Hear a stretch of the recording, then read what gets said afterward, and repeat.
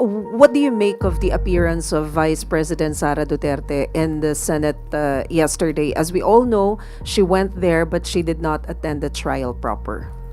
Okay, nadinig po natin ang kanyang binanggit at sa ating palagay marami rin naman natuwa na siya ay pumunta sa Senado at nabanggit ang kanyang mga kataga dahil sa hindi natin alam kung sa unang pagkakataon ba to ay nagkaroon siya ng basihan ng kanyang sinabi. Ating nadinig at napanood na sinabi niyang in this bloodbath, in this bludgeoning, I will be blooded but unbowed. So, meron siya naging basihan at nakita rin natin to sa social media. Mula kay William Ernest Henley ng Invictus. So, kinatuwa natin na sa ngayon ay may nagiging basihan na si Vice Presidente ng kanyang mga sinasabi. Well, anyway, feeling niya na bloodbath ito at alam naman natin na ito ang kanyang hiniling. Siya mismo ang nagnanais ng isang bloodbath. But sa kanyang maiksing salita, kahapon ay wala pa rin tayo nadinig na pagtanggi sa mga akusasyon na ibinabato sa kanya. At hinahayaan na lamang niya ang abogado niya at ito naman ay malamang na kanilang strategy. At hindi pa naman talaga kinakailangan ang presensya ng Vice Presidente sa nasabing hearing kahapon.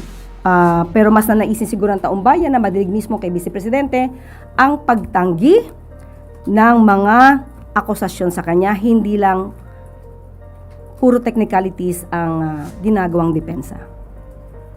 But does the palace agree that the impeachment trial will be a bloodbath and bludgeoning like what VP Sara said?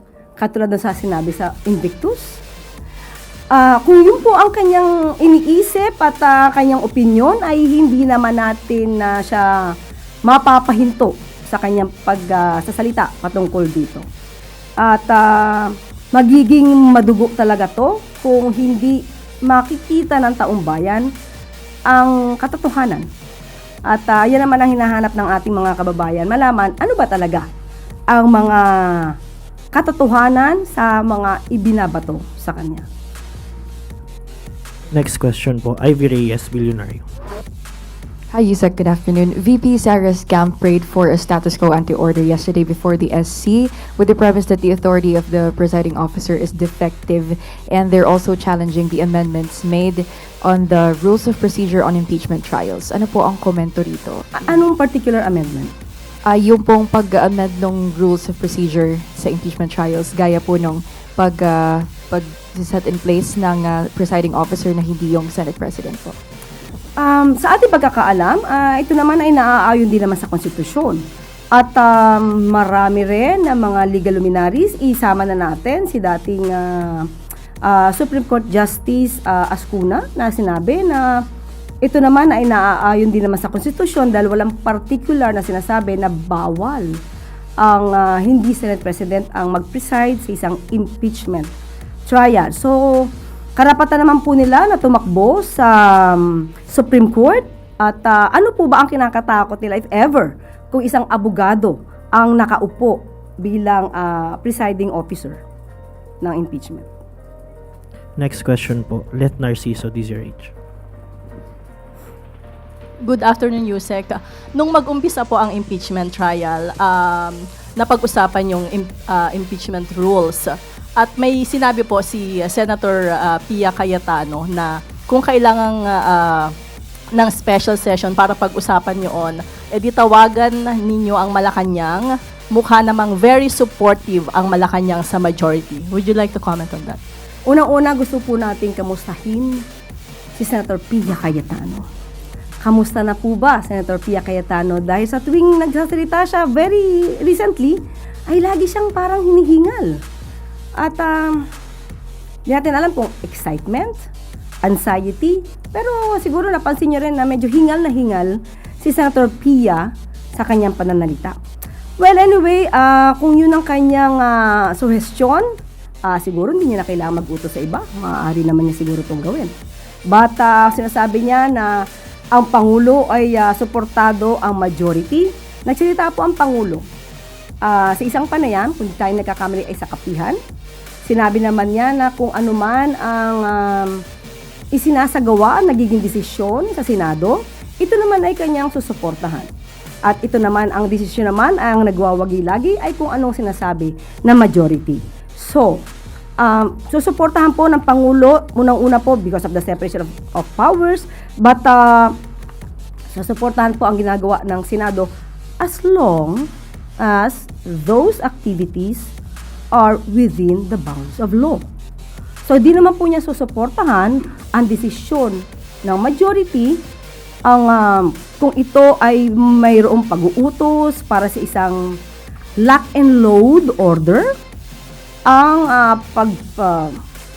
pag-ayon sa pagpapaputok ng isang General Aplaska, at hindi din naman po siya sasang-ayon sa isang pagpapatakas sa katulad po ni Senator Bato. Mga gawain malamang na mayorya, pero hindi po yan sasang-ayunan ng Pangulo. So basta tama lang po at naaayon sa batas, naaayon sa proseso, na naaayon sa jurisprudence, yan naman po ay susuportahan ng Pangulo. Next question po, Tristan Nodalo, Newswatch Plus. Good afternoon, Yusek. The death threat made by the Vice President against President Marcos became one of the central issues in yesterday's trial. Did the President watch that portion of the proceedings kasi it directly concerns him? And somehow, yung pagsasailalim ba nito under an impeachment trial validated the President's previous statement na hindi dapat baliwalain yung ganitong klaseng mga remarks or rhetoric? Katulad ng aking binanggit, hindi naman po nagmo-monitor ang Pangulo para panoorin ito dahil marami po mga meetings na inatin ng Pangulo.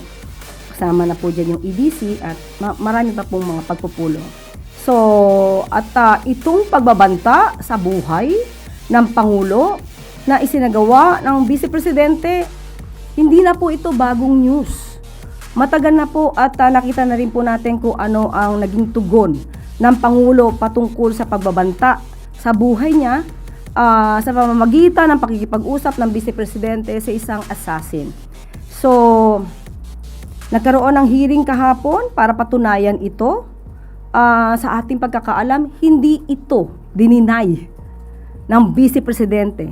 At ang kanyang depensa lamang dito ay freedom of expression. So, walang pagtanggi, walang pagpapasinungaling sa akusasyong totoo niyang pinagbantaan ang buhay ng Pangulo.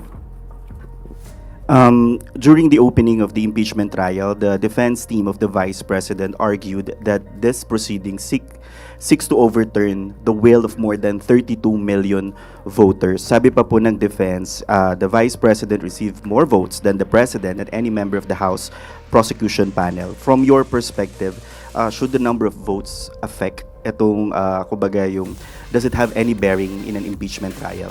Kung yan ang susundin natin na reason o argumento, ibig mong sabihin kahit na 100% ng mga Pilipino ang boboto sa isang public servant, pwede rin siyang gumawa ng mga impeachable offenses. Dahil malaki naman yung boto niya eh. So wag nang pansinin yung mga impeachable offenses na di umano nagawa kasi binoto siya ng milyon o trilyon ng mga Pilipino sa Pilipinas. So, hindi po ito tamang argumento, kaya nga po meron tayong provision sa Constitution ng impeachment. Dahil ito lamang po ang paraan na maaari makapagpatalsik sa isang public servant na umubuso ng kapangyarihan at nagsagawa ng mga impeachable offenses. Hindi po usapan ito ng numero ng mga bumoto. Ang usapan po dito ay accountability, transparency, at of course, sinasabi natin dapat, kung liable ka, managot ka. Follow-up question po kay Let Narciso. Quick follow-up lang, ma'am. Sabi niyo po ay hindi nagmo-monitor si Presidente, pero binanggit niyo rin po na malalaman niya rin naman sa balita yung mga nangyayari. So, how did he feel about this? Did he say anything? How did he react? Sa ngayon, kanina nag-meeting po kami, hindi po, wala po siya nabanggit patungkol po dito.